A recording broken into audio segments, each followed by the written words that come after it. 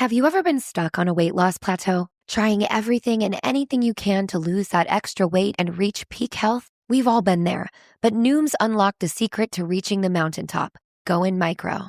The Noom GLP-1 microdose program starts at $99 and is delivered to your door in 7 days. Start your microdose GLP-1 journey today at Noom.com. That's Noom.com. Noom. Micro changes, big results. Noom GLP-1 RX program involves healthy diet, exercise, and support. Individual results may vary. Meds and personalization based on clinical need. Not reviewed by FDA for safety, efficacy, or quality. No affiliation with Novo Nordisk Inc., the only U.S. source of FDA-approved semaglutide. Not available in all 50 U.S. states. Disordered eating messaging is all around us. You can hardly leave your house or check your phone without seeing something about dieting, weight loss, or exercise. With all that pressure, it can be hard to recognize habits have become harmful or even an eating disorder. If you're concerned you or a loved one might have an eating disorder, I want to introduce you to Equip. Equip is a fully virtual, evidence-based eating disorder treatment program that helps patients achieve lasting recovery at home. Every Equip patient is matched with a multidisciplinary care team that includes a therapist, dietitian, medical provider, and mentors. And you get a personalized treatment plan that's tailored to your unique goals and challenges. Equip treats patients of all ages and all eating disorder diagnoses. It's covered by insurance, and there's no wait list. If you think that you or a loved one could be struggling with an eating disorder, don't wait to get help. Visit equip.health to learn more. That's equip.health. Unlock the savings at Boost Mobile and save up to $600 a year. I've been scouting these big carriers for a minute now, and I've seen them pull the same play 1,000 times. They promise you the world, then hit you with a price hike right when the game gets tight. But Boost Mobile, their $25 a month unlimited wireless plan is the most consistent player on the floor. No contracts, no price hikes. Unlock the savings today at boostmobile.com/unlock. Based on average annual single line payment of AT&T, Verizon, and T-Mobile customers compared to 12 months of the Boost Mobile unlimited wireless plan as of January 2026. For full offer details, visit boostmobile.com. Welcome to Aran Island Discs, a podcast series where we talk to Irish people from different walks of life as they reflect on their own journeys. Join me, Russell McDermott, as we explore the many aspects of Irishness and what it means to each of our guests through life's ups and downs. Alan Quinlan, welcome to Aran Island Discs. Delighted to be here, Rossa. Thank you. Thanks for having me. And our first trick question is, have you been to Aran Island? Unfortunately, I haven't. No, I've been to the Blaskets maybe. I've been to Robben Island. I've been to Alcatraz. Must be a few more islands I've been to. But unfortunately, not the Aran Islands, no. Was it foggy in Alcatraz when you were there? It was actually, yeah. It was a little bit foggy. That was a few years ago. Yeah. Anthony Foley, God rest him, Declan Kidney, myself. We went to San Francisco in 2006 after Munster won the Heineken Cup. And what was that? We went... the first one, was it? Yeah, the first one in 06. I was there. We went, had a little bit of... celebration. Yeah, I think there was a few events on and there was a few Munster people over their businesses and we had a bit of a jolly there and... well deserved. We enjoyed 4 or 5 days in San Fran. Long way to go for 4 or 5 days, but it was great. Yeah, that was a great game. I was there in Cardiff. Cardiff 06, yeah. Special memories, yeah. That was kind of the one that there was so much relief in the sense of... In the stadium you could feel it. And it was just it was one with time to go, so you could actually start to enjoy it a little bit. It was still a little bit tricky. Yeah, it was tricky, but you thought when it was with you. Yeah, I think obviously it was, we'd been through... Who was to come after them? Berbizier, was there? There was someone causing trouble all day. In that game for Biarritz. Yeah. Serge Betson was playing. Yes, Betson was playing. Somebody was sniping always. Haranordaki. Yeah, Strings had a tough time keeping somebody away. Yeah, but I think that was our time, really. It was, we'd lost two finals before that and a good few semi-finals and quarter-finals, so it was a long journey. It took about 9 years. Declan Kidney came in 97 to a lot of us that were in a room back then. We were very young. Back then you do a lot of goal setting and we had no clue what goal setting was or, how you measure goals or anything like that. I'd just given up my job as a mechanic in Tipperary and I was getting paid to go to work in a tracksuit. Paid very little, to be honest. 7,500 was my retainer for the year. That was my first contract with Munster. And so it was a long journey, but really special memories. I think God, time flies by. That's 20 years ago this year. There's a reunion dinner in April, I think. Was there? April or May. Munster are having one, which will be nice, but like we're in that bracket now, unfortunately, Ross, of reunions and get-togethers and stuff like that. Join the club. I think people will remember that 06 one. You know, obviously 08 was very special as well. Yeah. But, you know, people for many, many years to come will remember where they were on that day, and particularly if they're from Munster, obviously. If they're from somewhere else, maybe not. But it was a special day for us, our families, and for all the supporters as well. Yeah, by 2006, it was a long road travel, it felt, and it was well deserved. Yeah, it was an enjoyable road as well, though, because people often ask about the disappointments. I think, you know, disappointments in life are, the older you get, you kind of learn that, you know, you can try and learn from them and grow from them. At the time, they don't feel great, whether it's your personal life or your sporting life or your business life. But I think most people have been successful in the world have had setbacks, and that doesn't necessarily mean you have to have setbacks to be successful, because I tell my own son now, you don't have to have pain, misery, misfortune to make it in life or in sport or anything. Sometimes it can help and it can make you strong and it can prepare you for different challenges. Yeah, we had plenty of kind of disappointment and heartache, but we probably, back then we got over it fairly quickly, and it was, you know, summer went pretty quick and there was an excitement about maybe what we could do the following season. And, you know, there were hard luck stories and I suppose the Neil back when in 02, you know, Leicester were a better team than us. We could have kind of got something out of that game. It was quite close. They had a star-studded English team in 2000 against Northampton. It was an unexpected final for us, really. They were probably a little bit battle-hardened. Rog missed a couple of kicks. He often talks about the adversity of that. You know, there was, you know, a couple of semi-finals in there as well. 2001, it was the foot and mouth year, wasn't it? John O'Neill scoring the try that wasn't given in the corner against Stade Francais in the semi-final. We could have been in another final. So, you know, all of us have different memories of back then, but really enjoyable times as well, though, because, you know, we'd kind of come from very humble beginnings, if you like. You know, as I said, I never dreamed or thought that it was possible to, you know, to get a career out of rugby. I think when rugby went professional in 95, 96 season, I was in the under-20s, I think, with Shannon. I went on a tour with the senior team to Canada in 96. And, you know, Mick Galway was on the tour, Eddie Halvey, Anthony Foley.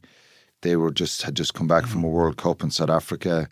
And I kind of was like, my God, you know, there's a chance to actually get paid to play, to do something I probably would have been doing anyway. Yeah, it was a great journey. It's just at times now you're going, God, where did the time go? But we were very lucky as well. So, you know, when I said we only won two Anning Cups, they're very special. We could have had another couple, but we learned a lot and we grew together. And that was the special part of being part of a very unique group of people who became friends for life, really. And we had such close bonds and togetherness. And how do you describe yourself? Are you a pundit now? What is Alan Quinlan now? A former rugby player? Yeah, I think in his spare time? Yeah, well, I haven't picked up the tools probably. Could you fix your own car?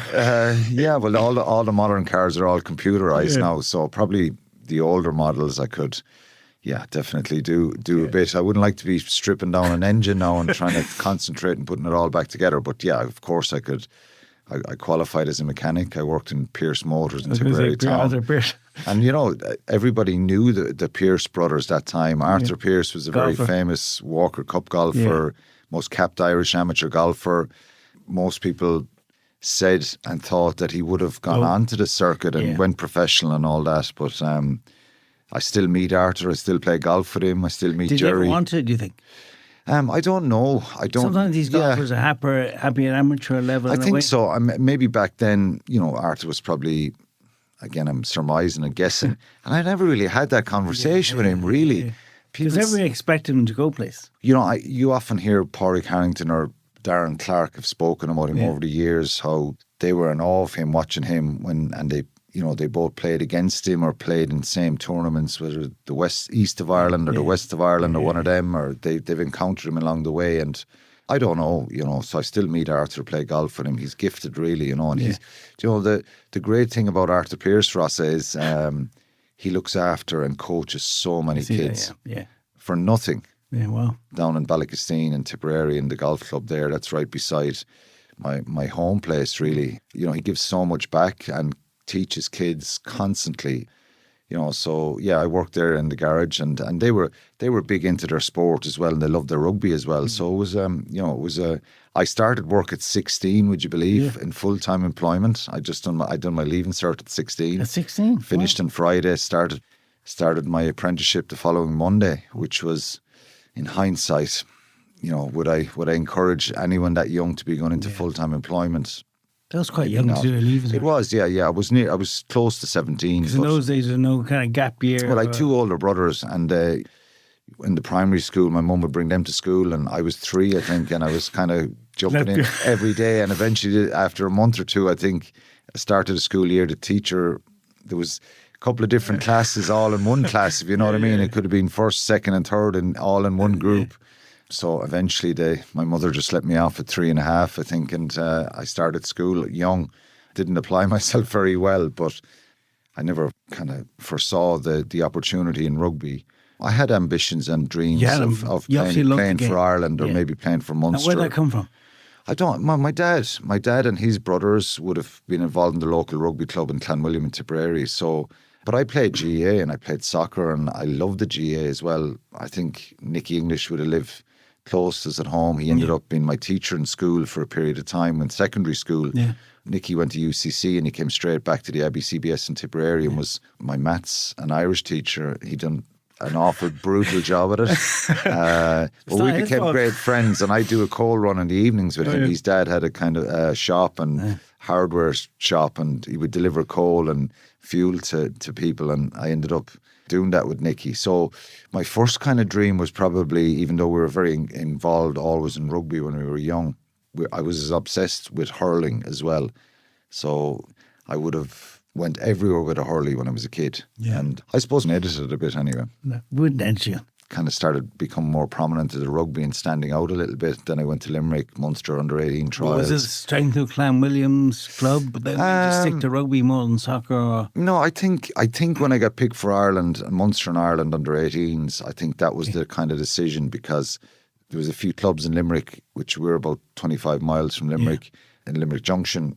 A lot of them kind of probably took notice of me, and you know, a lot of the senior clubs in Limerick would look around the junior clubs around the province and in close proximity to see what young players are involved from country clubs, and trying to entice them to come and play senior rugby in Limerick.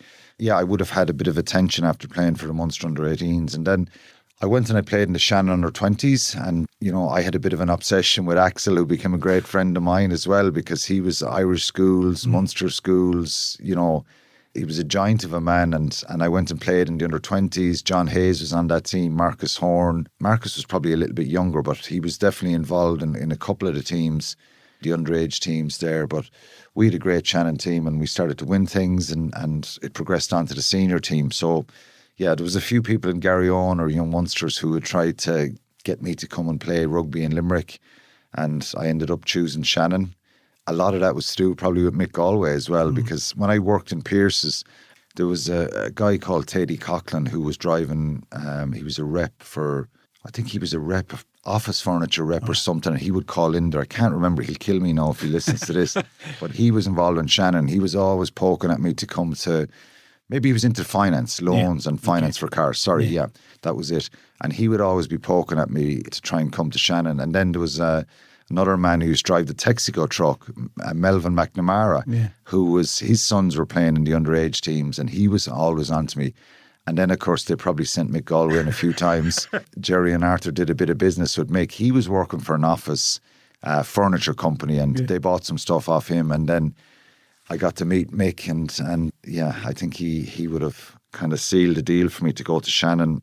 You know, I went in and played under-20s, and then that's where it kind of all started, and on to Munster pretty quickly, and then on to Ireland pretty quickly, although, you know, there was stutters along the way there with the Irish stuff, but yeah, it was mad how it all happened. But you decided then rugby's going a thing, and the professional game came to you. Particularly when all that happened, because it was difficult to, I remember playing in the Clanwilliam junior team, which would be the top team, the adults team. They play in the Munster Junior League. Yeah. It seems like that it's an underage team or something, but it's the senior team. It's very competitive, very physical. And my cousin Ian would have been on that team. We were playing in the junior team in Clanwilliam at 16, 17. We were young fellas. Clanwilliam were in the 3rd division. I remember going to Mallow one time, playing a game on a Sunday. I think it was a relegation battle, or it was a really important league game. We probably had 12, 13 players, 14 players, I think.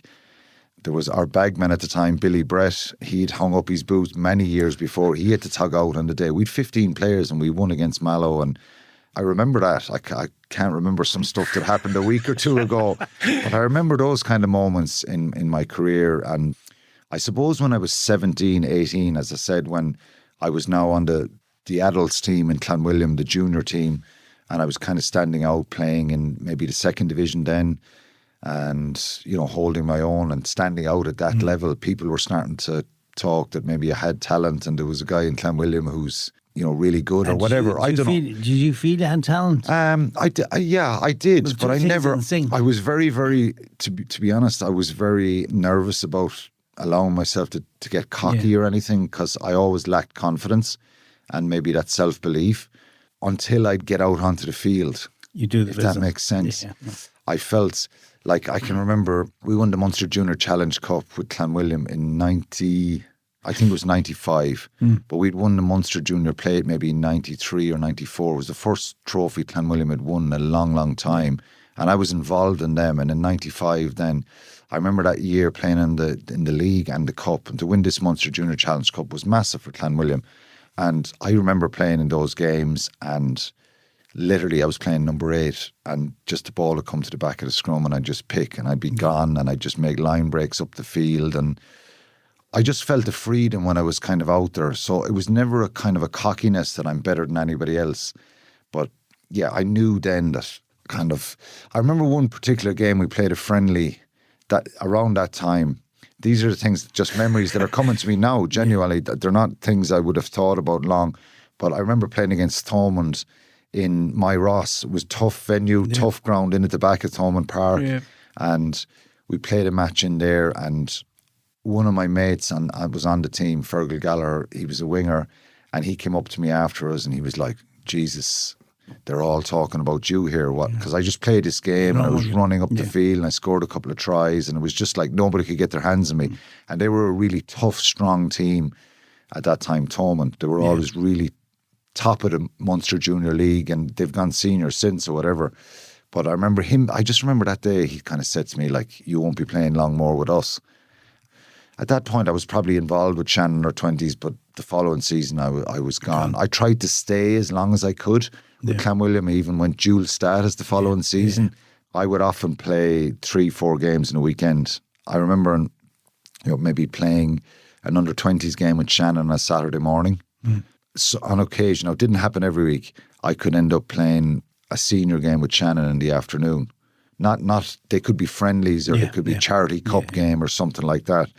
And then playing a game with Clanwilliam on Sunday. I could play 3 rugby games in a weekend, which was madness. You talk about player welfare. So, I didn't even think twice about it. It was just a chance. I was excited. My mum would give me the car. I would drive to Limerick. She would do it out the car, even if she was working. And she worked in the welfare home, it's called now. What back then it was called the welfare home. It's an old folks home, and it's a HSC facility. And she was a chef there for over 30 years. But she would sometimes give me the car, and go home, and I'd go to Limerick in the car, and she'd get a lift, walk up to the top of the road, and someone would pick her up and bring her to work.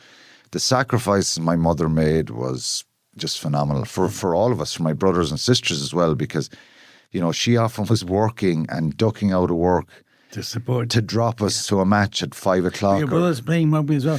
Yeah, they did. They played rugby. They played GA as well, and my sister would have stuff on as well. So, but I just remember my mother at times, she might have to drop me to Dundrum, which would be 6 or 7 miles out of Tipperary, and then drop my brother to go back to Tip and drop one of my brothers to Golden to play a match. And she'd be gone out of the house at 8 o'clock that morning. This could be 6, 7, 8 o'clock in the evening when she's maybe 8:30 at night when she's coming home during the summer, you know what I mean, when we're playing sport. So she made incredible sacrifices for us. It was just phenomenal. All the gear was always washed. Food was there. She was phenomenal. And, you know, when you get older, it's not that I never appreciated it. I love my mum and dad being there at all the games. My dad has passed since 2019 and I was very close to him. But you get to a point of when you become a parent yourself. Life goes full circle. And you're like, Jesus. How did they do it? How did they do it? How did my mum go to work every single day? You know, I remember her working on Christmas Day. The old people in the nursing home had to be fed on Christmas Day. So sometimes she would work on Christmas Day. She could be up at 6 o'clock in the morning preparing the food for our house, you know, racing to work at 8 o'clock, try and get the breakfast done first in her job, then maybe get home at 12 for 20 minutes to turn the turkey or make the gravy or do something, rush back in then to give them their lunch and maybe get home at 3 or 4 o'clock. Yeah. That would be kind of, you know, she'd be allowed off. Someone else would come in then, and the sacrifices, you know, that my mum made. And my dad was, it wasn't that he didn't make sacrifices, but he was at home on the farm and he didn't really know. He didn't know any different, really. You know, my mum did everything that way, you know, and she was just phenomenal. Like, even when we were small kids, like, she often tells me now, Jesus, because I often say to her, what was it like with 4 kids? I've only 1 boy, but, like, you know. You're busy enough. Work. Yeah, no, he's amazing. But we had so much on as kids and matches and sport and swimming and after school stuff and just constant. And how she did it all, I'll never know, you know. So it was amazing, But sure, that's, I suppose, going back to the question, that's how I kind of transitioned into rugby. And at around 18, 19, it started to become serious because obviously when you say you went on the pitch, you didn't have confidence, is that an Irish thing? We don't believe in ourselves. We don't. Is this superstition? I don't know what it was. Is this your personality? No, it was probably my personality of lack of confidence and. We always had that. Yeah, a little bit. I was nervous because I You're the youngest, are you? Youngest boy, my sister is younger than me. God, what she had to put up with probably with 3 older brothers, wild. We were known as the Junction Arabs, and you probably can't say that nowadays. You know, I often talk to Declan Ryan. He's a great friend from Ryanair. Declan, a good friend of yours, but his family grew up in Limerick. In Limerick Junction. His dad was born in Limerick Junction, it's all Limerick Junction is always synonymous with Tony Ryan. You know that story. We grew up beside the railway station, and we were known as the Junction Arabs. We were just wild. Friends would come out from Tipperary. We would just literally. We didn't really do anything that somebody wouldn't laugh or give you a kick up the backside for. It wasn't really nasty stuff. It was just we were divils. We were mad to climb, run, get on trains that were parked up in Limerick Junction, explore sheds, you know, and obviously. We had bikes then at times. We'd cycle on the platforms, you know, which is something, you know, I remember one time about 6 of us, we would head into Limerick Junction onto the platform and go right down to we'd go past the station master's office and we'd scream and shout or give a holler. He would come out then and it was a game of Russian roulette where maybe 6 or 7 of us are on the end of the platform and it's a big long platform and people know about Limerick Junction. They say it's the coldest platform in Ireland when they have to change for anywhere else. We would cycle back then. He would come out with a sweeping brush and it was a game. The excitement of this Russian roulette, someone was going to get cleaned off with the sweeping brush and we would just fly back up the platform because we shouldn't have been on the platform with the bikes. But no, we had great childhood, you know, and my dad worked hard. My mum worked really hard and we grew up on a farm. It was 2 miles from Tipperary town, so you don't have to do your chores on the farm as well. We had a lot of our schoolmates would come out in the summers and weekends and stuff, and they loved the ability of coming out from the town and the town, you know, Tipperary town was where it was very close to us. That's where we went to school. So the townies, as we would call them, they'd come out and explore, and they'd join in with the Junction Arabs and having sleepovers. There was constantly people staying in our house, you know, friends. Like one friend... They were staying on purpose. Yeah, they'd have sleepovers. Okay. Yeah, they wouldn't go back home. They'd stay. They'd bring the uniforms. They'd be going to school with us. It was like one friend of my brother John's would have stayed for, I think his record was probably 3.5 months. Cheers. Constant 3.5 months sleepovers.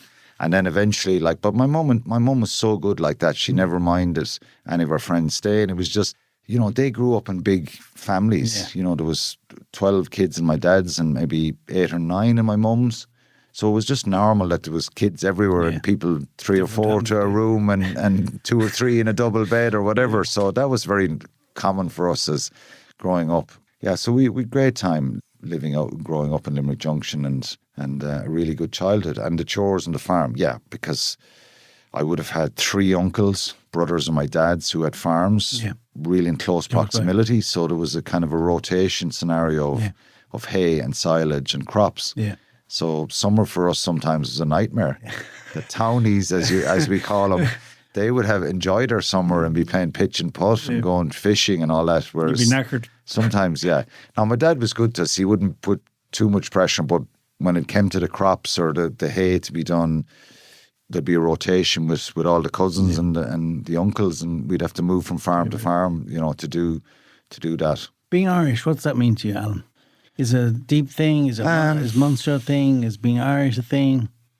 Yeah, I'm proud to be Irish, and I think representing my country was something that was very special for me, but not a deep kind of rooted flag waving thing. Yeah, not to that level. I was always very proud to be from Tipperary because I felt maybe it's a case of, you know, I was the first. I think there was one Irish international before me, and I kind of had that badge then of being someone who had, you know, was capped for Ireland, and I got a lot of support, and it just felt nice that, you know, when I did play for Ireland. From Clanwilliam, aren't you? Yeah, there was one before. Was there? I have to. I think being from Clanwilliam and being an international and being from Tipperary, I was always very proud of that. But I stayed quite humble, Rossa. You know, I genuinely tried to fit in a quiet kind of a way. You know, if it was going even a 6 foot warrior. Yeah, but even going for a drink or socialising with my own friends, I always liked going back. You know, I could have been south of France on a Saturday afternoon and maybe get back at 11 or 12 o'clock or 1 o'clock in the morning and go back and, you know, sneak in for a drink, get back to Tipperary, fly into Shannon, get back. I kind of liked to go back and be with my own friends, and, you know, if we weren't going out with Munster and, you know, stuff like that, or even on the Sunday I might go for a drink with some of my own friends. But so I like to stay a little bit, you know, I liked the fact that I was representing a lot of people who had helped me along the way as well. So was that a pressure or burden? No. I didn't feel pressure with it. I didn't feel that there was a responsibility for me to go out and play well, because when you're young and enthusiastic like that, I was just enjoying it, and I knew it was special. And anybody that says they don't enjoy getting a pat in the back or whatever, you know, it's nice, because I needed a lot of those people when things went wrong as well, you know. And when you're young, you don't think about those things. You'd love to prepare yourself for the dangers and threats.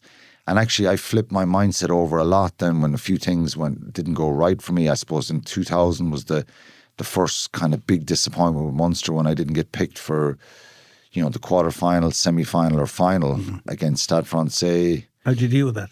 I didn't really know at the start how to deal with it. I think because I played the 6 pool games and started all of them. And then for the quarterfinals, there's a break back then, obviously, from January, and it's still the same, January to April. Yeah. So it was a long time. Didn't really play well with Shannon. I'd probably taken my eye off the ball a little bit. Wasn't training as hard. Maybe my attitude was a bit blasé. And I probably, you know, we struggled a little bit with Shannon back then because we were a very dominant team for 4 or 5 years. And around that period, 99, 2000, it was a great time because we beat Saracens over in Vicarage Road, the game in Limerick when Woody scored at the end, and we topped the pool basically, and we got a home quarter-final against Stade Francais. So I just assumed everything would be normal. I played pretty well in all the pool games, but with Shannon then there was a kind of a bit of a tug-of-war with the internationals and Munster players, for the first time ever, not playing with their clubs. Yeah. So even not training, we might train a Thursday night and go and play an AIL game between that period. So I didn't play well. My attitude was wrong, and I got dropped for that quarter-final. Is that maturity or was that probably, and taking my eye off the ball and really kind of was the first setback. So big setback as regards, you know, disappointment at that level of not getting selected for that game in a home game against Stade Francais. I felt embarrassed. Not because Eddie Halvey played instead of me. I just felt I was on this team a few months ago, and Eddie was a brilliant player as well, very talented. But Declan Kidney made a decision that my attitude wasn't right, and that I hadn't shown that hunger, and I took my eye off the ball a little bit probably and didn't play well with Shannon. Would he call you and tell you? No, I felt it was quite sudden. It was kind of like... The list on top of your Yeah, name, it wasn't as if he warned me. I played bad for Shannon 4 weeks before the quarter-final, and I got a call to say, buck up, you need to start playing well here or else, which we had this out, not after that selection, but at the end of the season. So I came on for a couple of minutes, I think in the end of the Stade Francais game, which felt very small consolation. Munster won, played really well. Eddie played brilliantly as well. Traffic may be locked, but savings isn't. Unlock the savings at Boost Mobile with unlimited wireless for just $25 a month forever. No contracts, no hikes, and you keep your phone. Unlock the savings at boostmobile.com/unlock. $25 forever requires customers to remain active on Boost Unlimited Wireless Plan. For full offer details, visit boostmobile.com. Have you ever been stuck on a weight loss plateau? Trying everything and anything you can to lose that extra weight and reach peak health? We've all been there, but Noom's unlocked the secret to reaching the mountaintop. Go in micro. The Noom GLP-1 microdose program starts at $99 and is delivered to your door in 7 days. Start your microdose GLP-1 journey today at Noom.com. That's Noom.com. Noom. Micro changes, big results. Noom GLP-1 RX program involves healthy diet, exercise, and support. Individual results may vary. Meds and personalization based on clinical need. Not reviewed by FDA for safety, efficacy, or quality. No affiliation with Novo Nordisk Inc., the only U.S. source of FDA-approved semaglutide. Not available in all 50 U.S. states. Didn't come on for a minute in the famous semi-final win over in Toulouse, and didn't come on for a minute in the final in the loss to Northampton. So I didn't get selected for the Irish tour to Canada, America and Argentina that year. There was 3 games that summer. So from kind of being in a position of kind of 98, 99, where 97, 98, where very quickly I was kind of brought up to an Irish national contract after starting on the 7.5 part-time contract, play a couple of games for Munster, got some attention from English clubs, started to run around, make line breaks, then got an Irish contract, was called in to train with Ireland. So I'm kind of 1.5, 2 years in here, and suddenly I'm after, hitting a patch here that I'm not getting picked for Munster in these big games, and I felt hard done by it. I didn't really see it at the time, and then I didn't get picked for the Irish tour. So I had a long summer that summer, and I ended up meeting Declan Kidney, and my contract was up, and we had a bit of a heart-to-heart and a talk, and I kind of... Was he right? Absolutely, 100%. I was, starting to feel that this was probably too easy and that it was just going to keep going up and up and up. And I wasn't training hard enough. My attitude wasn't right. I wasn't probably doing everything that was required, and my attitude needed to change a little bit. And I had a great chat with him, and we didn't really get on before that. He was the school teacher type figure, and I didn't understand him. He didn't understand me. And really, I was kind of crying out for help in a sense of I kind of needed someone to put their arm around me rather than punish me like that. Yeah, or even take me to the side and guide me a little bit. So I'd kind of, but as part of and we'll probably touch on it, the mental health stuff, I made a decision from a very young age that if I'm going to be successful in anything in life, I can't share any vulnerability. I can't. That was the old style. It was maybe it was growing up in a kind of, it's very Irish. I don't blame anyone. Growing up on a farm, my his dad died when he was very young. He worked hard on a farm. All my uncles were tough, hard workers. It was maybe in that macho environment. Just get on with it. It wasn't decision. It was toughen up, get on with it. And like feelings, vulnerability, non-existent. It was get out and work hard type attitude. Nobody kind of made that decision, but that was the kind of narrative that was there in rural Ireland. And so I kind of felt how do I share any of this, my worries, my fears, anything like that. So like I was living the dream, Rasta. I was working as a mechanic in overalls, probably getting 100 quid a week. Before that, now I'm getting 800 quid to play a European Cup match. Rock and roll lifestyle, I'm getting like 8 weeks wages to play one match. It wasn't a bigger picture money scenario, but it was like what you could literally see right in front of you. 850. It was 850 quid for a European game, and it was 450 for an Interpro. And when I kind of signed that first contract, the 7.5 was the retainer. I was adding up all the inter-pros and the European games and saying, this is what I can get to 14 or 15,000 and a free car and go to work in a tracksuit. Like, this wasn't work to me. Yeah. So in some ways it was really good to work full-time 5 years beforehand. But get to that point of 2000 then that I was dropped. I had a great sit down with Declan, and we kind of both became a bit vulnerable, and I kind of was quite upset, and I was not feeling good in myself, and I didn't really, I just hit a bit of a brick wall, and he was brilliant, and we had an outstanding relationship after that, and he didn't favour me. He was still tough with me at times, but he knew how to kind of get the best out of me, and I came back the following season, and you know, I got back in the team, and I got back into the Irish squad, and I started to really enjoy that, and I probably then put too much pressure on myself, worrying about threats and dangers. Yeah.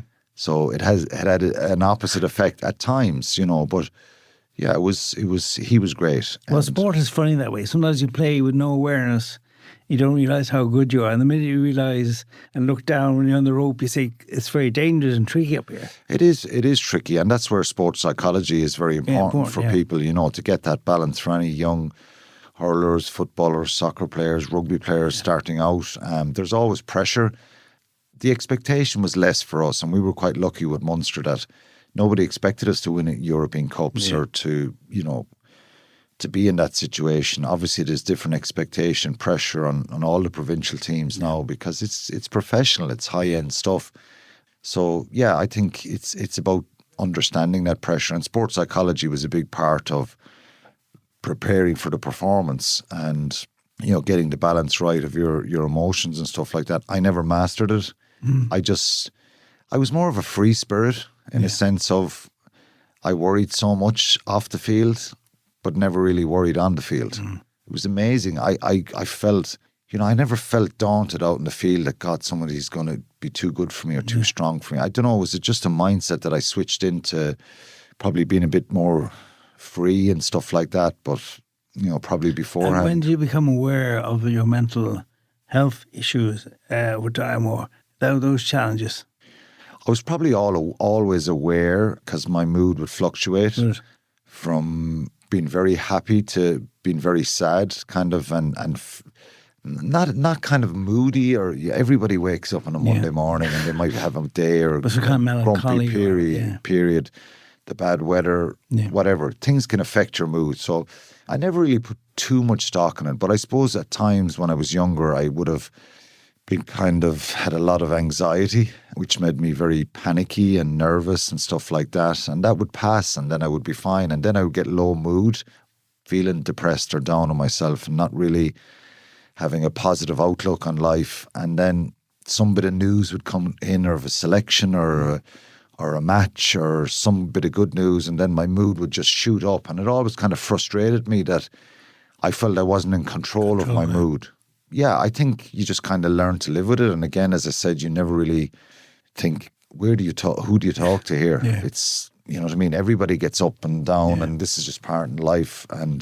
But like sport was a great freedom for me. And I was just very blessed that I was talented, because obviously it's not something that just happens to everybody. Yeah. You don't just suddenly go, well, you know, I was the first one in my area to play for a very, very long time. There was a very limited few. I think there was only one before who played for Ireland. And then you had, you know, Johnny Lacey became a professional. He played with Munster. You know, Tommy O'Donnell, Donnick Aran, Dennis Leamy, the Fogarty brothers. Dermot Byrne is there now. There's, to be careful I don't leave anyone out, but there's a number of Trevor Hogan, his brother played for Connacht as well.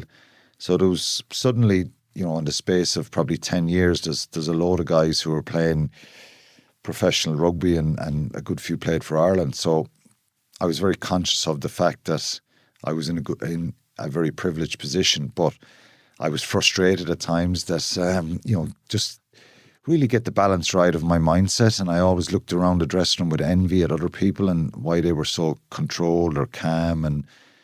But everybody's different, aren't they? And they weren't all in that scenario. Everybody's grass is not greener. It's just what you see. So what you think you see and the perception you have, you know. Was a Lions selection issue a big thing for you? Yeah, for getting selected obviously was phenomenal because, you know, I had some disappointments with Ireland. You know, it took me a while to kind of, after that period in 2000, it took me a while to kind of crack back into the Irish setup. And then I got picked in 2002. We went to New Zealand, came on the second. I got injured in the first warm-up game in New Zealand. And it was only 26 Irish players got picked. And I remember Keith Wood saying to me before we went, "You're going to play here, get your head right." Yeah.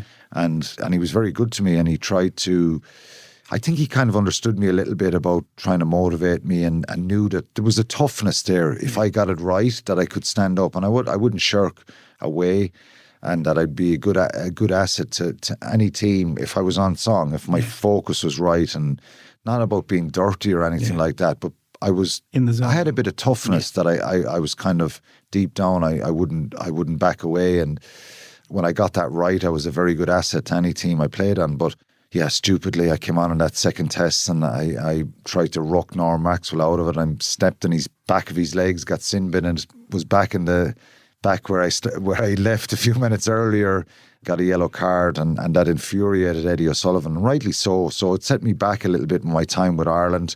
Came back, worked my socks off to get back again. Got selected in the World Cup the following year. Went to Australia, dislocated my shoulder, scoring a try against Argentina. And you know what? That was the best shape mentally and physically I was ever in as a rugby player, because I had the 2000 thing with Munster, I had the 2002 thing with Ireland, and the disappointment of kind of getting chopped off the Irish squad.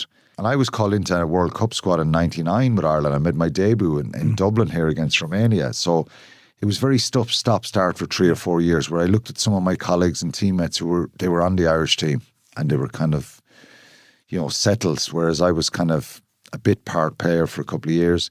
Got to Australia, I was in the best shape physically and mentally, as I said, and, you know, played against Romania and Namibia, and then got the big confidence booster of getting selected against Argentina when, you know, these players that I looked around for the previous couple of years who I thought maybe they're better than me and maybe I deserve to be where I am, I'm now getting selected ahead of them. Yeah. And then the injury happened, and it was like, Jesus, I was thinking, you finally start to do stuff right. Your mindset is good, you're training, you're not taking things for granted. You've arrived at being a proper professional. And then life always has its way. Yeah. The only thing I'd say about that, Ross, was at least I scored in the match. Imagine if it happened at training. I was like, Jesus, there is some positive here. At least I scored a try for Ireland. Yeah. In a vital game. We had to beat Argentina, because if they'd lost that, we would have had to qualify for the next World Cup. I know it turned out, you know, France beat us a few weeks later and knocked us out of the quarterfinals. But yeah, so there was a few disappointments along the way. And I suppose getting on to what you asked me about the Lions thing, I suppose I had, you know, I played a good bit for Ireland after that.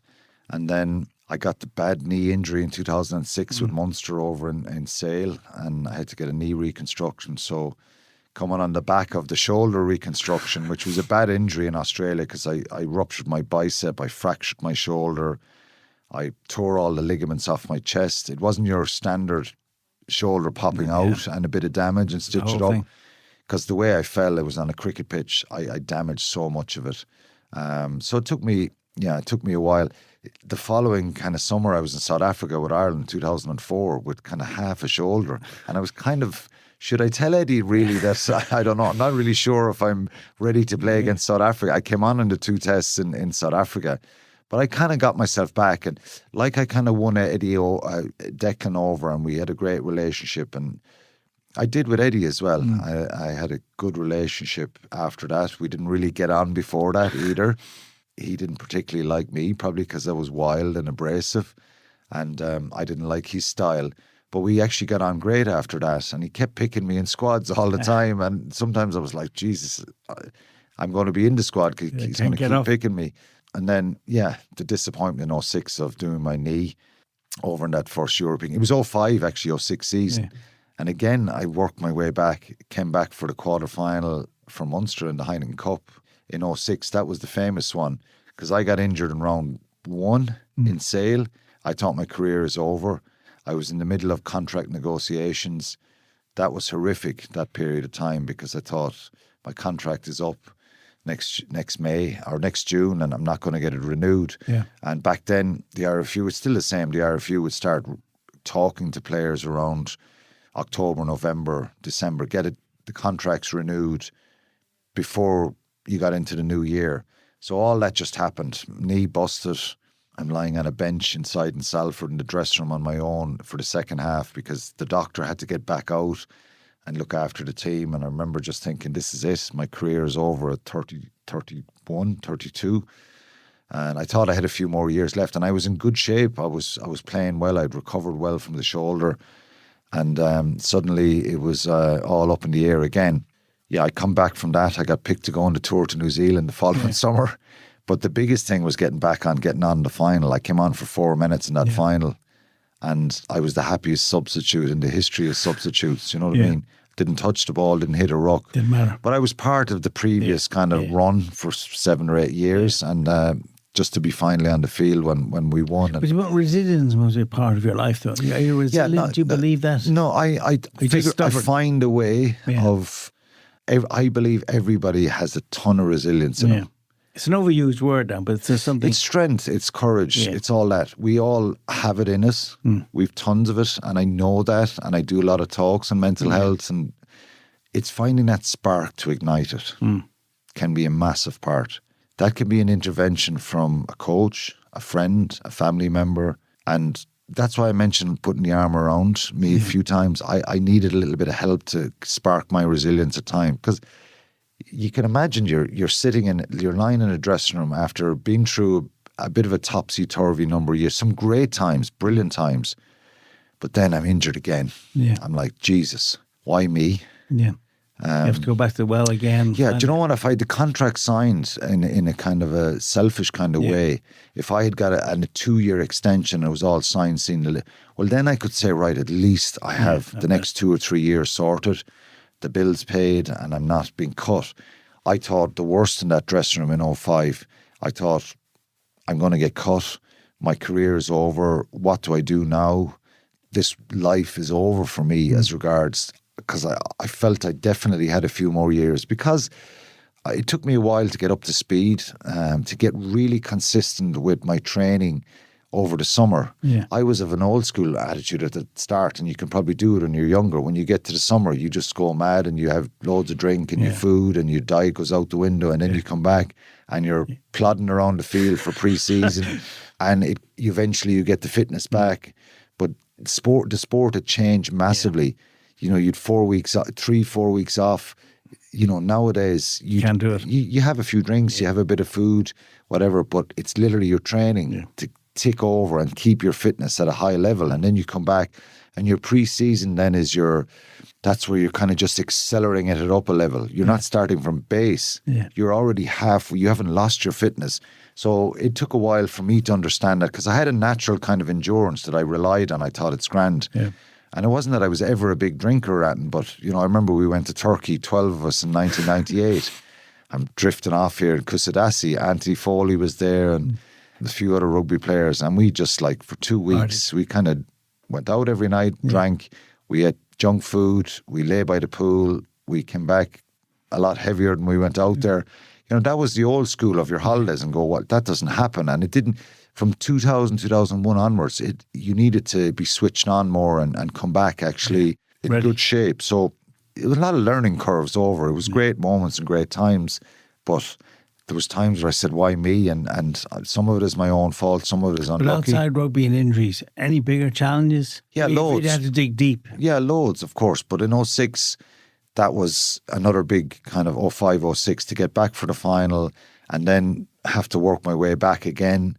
I went on tour with Ireland to Argentina in 2007 with a view of trying making it to the World Cup.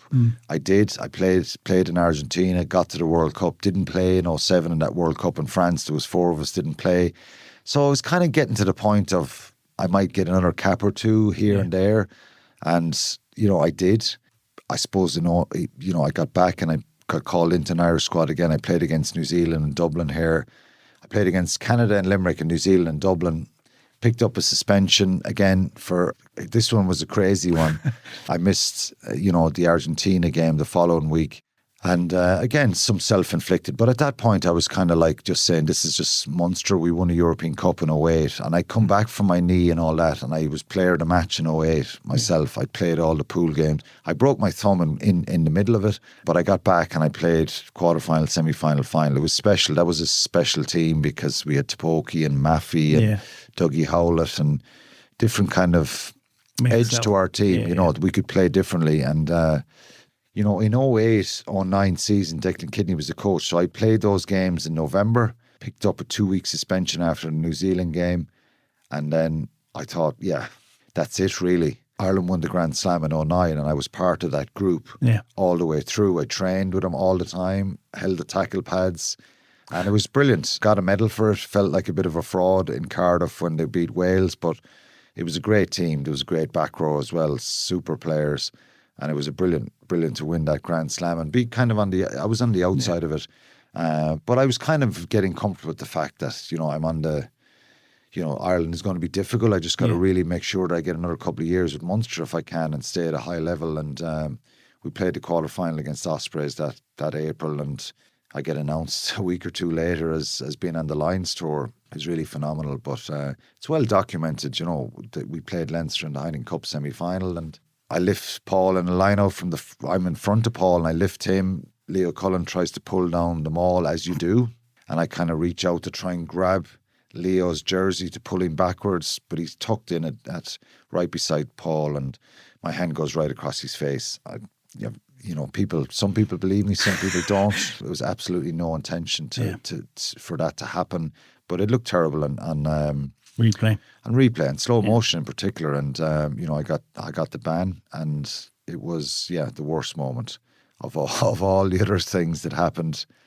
It was definitely the worst. Yeah, it was horrific because even today that still hurts. Does it? Yeah, a lot. Yeah, a lot because even though I didn't intend it, I blamed myself a lot. Yeah.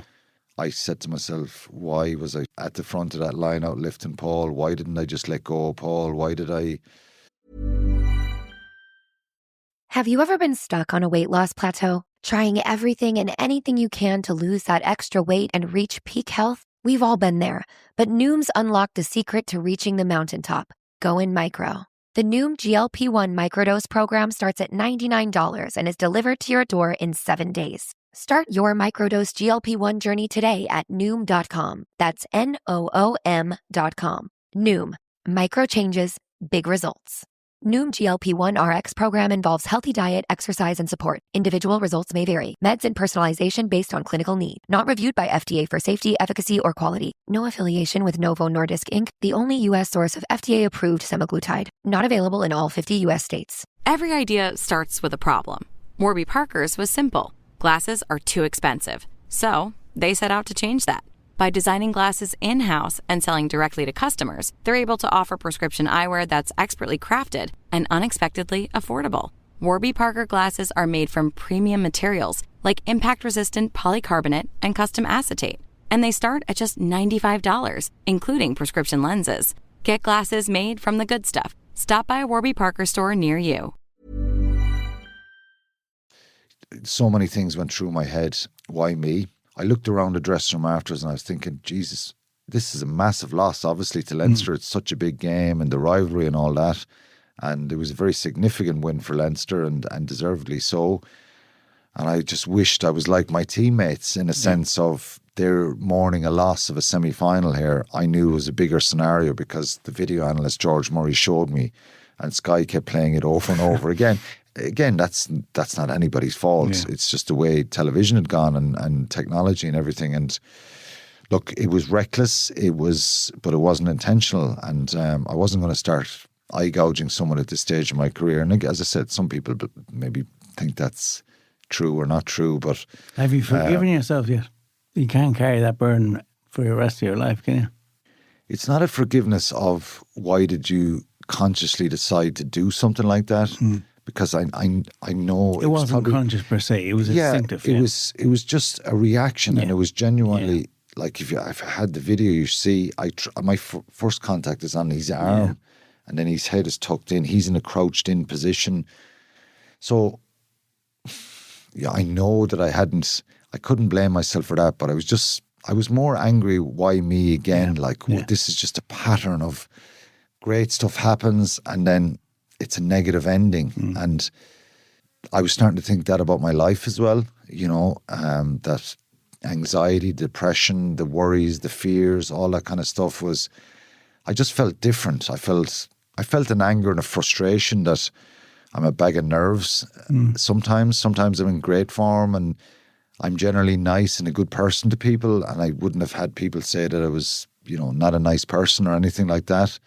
So I think anyone that would have known me would have, obviously people who didn't know me didn't probably think I was the nicest when I was on a rugby field. But by and large, I knew that I was a good person and that, I had lots of value and quality, but I couldn't see that in myself, if that makes sense. I hear you. So I was kind of questioning myself a lot, and a lot of exhaustion and tiredness. And that was the moment there that it was kind of very scary and dangerous for me, because I was just fed up with, why can't I get a nice run of good stuff and enjoy it for a couple of years? Some of it is self-inflicted, some of it unlucky. Yeah. I never really beat myself up about the injuries because I knew that they were accidental. I was frustrated by them. And I always had a good attitude of kind of rebuilding myself, and I was brilliant. Like I came back after my knee injury, played after 5.5 months with a cruciate, full knee reconstruction. I was actually running around, and actually I probably said this story before. I recovered so quickly. I got the operation in November that Ireland, Eddie O'Sullivan, in fairness to him, he brought me to Lanzarote at the end of December with the Irish team. Camp, And I was doing rehab, and Brian Green was an American guy who was working as a rehab specialist with the RFU. So I got a week over there, and I was doing straight line running after about 6-8 weeks. And Stan Sheehan levels. Yeah, and my agent, John Baker at the time, was in contact with the RFU, and they said, look, get him back on his feet, get the operation done.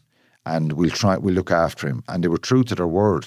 In fairness, the RFU were incredible the way they looked after me. And they could have easily said, well, we'll wait till next May until he's back playing. They wanted to, monitor the medical reports, and all the information they were getting back in the medical department of the RFU was that I was running, I was training, I had made unbelievable recovery. And I think by the end of January, I had I got definitely a 2-year contract on the table. That's quick. And there was no real negotiating. Yes. There was a good few clauses in there. If you play X number of games, you increase all this. And I just signed it, and that was a massive relief. And then, I kept training, and I got back after 5.5 months. I got up 3 times a night for the first 6 weeks, and I set the alarm and iced my knee 3 times a night. Wow. I set the alarm every maybe 3 hours. Can't remember exactly, but started with the ice pack, go to sleep for 2 hours. Back up. Take it up, have another one ready in the freezer, or more ice, get up, put it on, and that made a huge difference. So I think after 5 months I played a training match, and I was back kind of in full contact, and then I played, competitively, and that's what got me back. So when you talk about the resilience piece, I knew I had that in there somewhere, but the 2009 thing with the Lions, that was like... Well, you feel in your head you could have stopped that. It was in your control. You play that video over in your head over and over and again, and yeah, but I felt I could see light at the end of the tunnel from the shoulder and the knee. Really got you.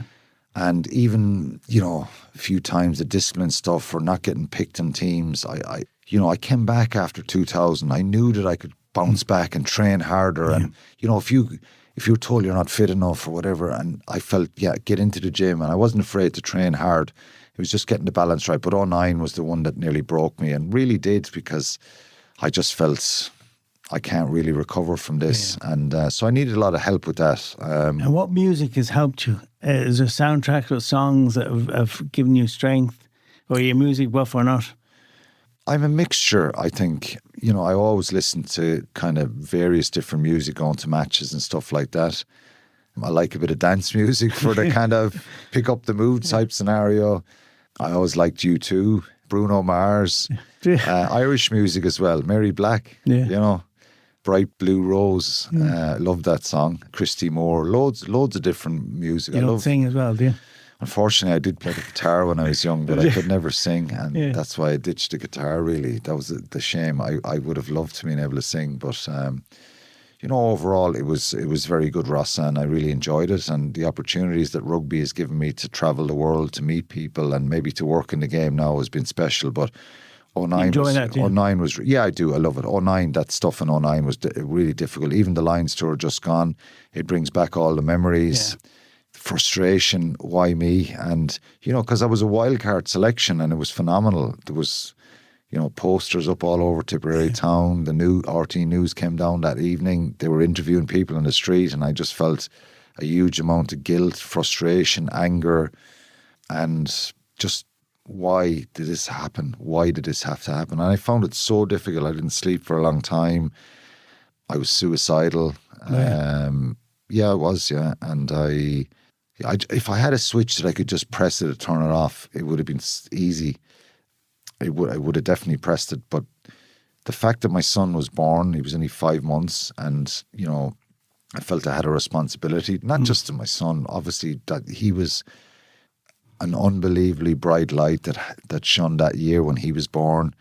And it was amazing to hold him and to be a father and understand that and the joy that comes with that. And then, he actually gave me a lot of strength, even though he doesn't know it. He will now, or maybe he has done. But he gave me a lot of strength to recover. And I had to go to my doctor in Munster, and I had to go to see a psychologist, and I had to talk it out. And I had to face people again. I lived with a shame around Limerick when I was living there, going to the supermarket. I wanted to hide away, and I felt dreadful. So even though you think, God, it's only a sporting moment, but it was a big moment. There's no point in even now. It was big. Everybody's involved. Yeah, you're either a British-Irish line or you're not. Yeah. And this was my chance, and it was like, this is my kind of saviour moment at the end, coming towards the end of my career, that would have banished all the injuries, the disappointments. If I can get on that jersey and get to South Africa and play, it's life-changing in a sense of not for any sort of monetary gain, but just as a kind of a badge for myself that I stuck at it and I kept going. Even though the reality of all that is I did stick at it and I kept going through the difficult times. I ended up with 27 caps, 216 for Munster, and they were brilliant. So people often ask sports people, would they change anything? Would you? I would change that moment. You can't. Take me off. Yeah. If I'm not on the field, just don't be there. Don't be at the front of the line out. Change the line out call. It's the one thing that will, it does haunt me really. And, look, Leo was great. Like, it's fine. It's competitive. I probably have a few scars in the back of my calves from Leo over the years. Leo was tough. And I was able to recover. And probably for the first time, I spoke to people about my emotions and the sadness and all that. And I had to get some professional help. I sat down with my doctor, and I kind of reached out after a couple of weeks, and it was a long summer, and I started to rebuild myself again, and I went to a psychologist, and I needed to do that. I've spoken about that over the years. It's not something that I was pretty nervous about talking about that, and it all came out in the book, really. Yeah. It started in the book. That was my way of looking back. Like, everybody has a bit of anxiety in them. Everybody gets a low mood at times. But I think I kind of, from a young age, maybe whatever it was that determination and drive that I have that probably made me decide fear, vulnerability, worries, any of that stuff, I can't share them because it's weakness. Even if your mental health is good, just being aware that your mental health is good and just understanding a little concept about what's important and how it is important to try and regulate what goes on inside your brain, because that's your hard drive really for your computer essentially. So the way I look at it now, even though I wouldn't say my mental health is good or bad. It's somewhere in the middle, and it wavers at times. But it was definitely helpful for me getting some help and appreciating myself a little bit, because I came from nothing in a sense of coming from a rural background. We didn't have a lot growing up, with brilliant parents, but materialistic things weren't important to me in life. I kind of made it in a sense. Could have been a lot better. I could have more caps and lots of coulda, wouldas. Life is not made of coulda, woulda. No, it's not. But I'm very blessed now, and what it helped me to do, trying to get a bit of awareness around my mental health, Rossa, was it made me probably enjoy the last 2 years of my career, because I had 2 more years after that, and I played, and I went those last 2 years with 1-year contracts. Yeah. with far less salary, but I was probably, for the first time, I was a bit more in control of my emotions. And I had to keep on track of them, obviously. Yeah. And, life can throw different things at you in your personal life, your sporting life. But I think I probably believe better now that just important to your mind, and sometimes it can waver and it can play tricks on you. But I'm very grateful for the opportunities I had and the people I met, and some of them I wouldn't like to experience again. And as I said, the one thing I would change is the Lions situation. Even if I could have just got out there, played 5 minutes and got injured there, I would have taken that any day of the week, but that's life. Alan Quinlan, it's a pleasure to talk to you, and thank you for calling Aran on this. Thanks, Russell. My pleasure.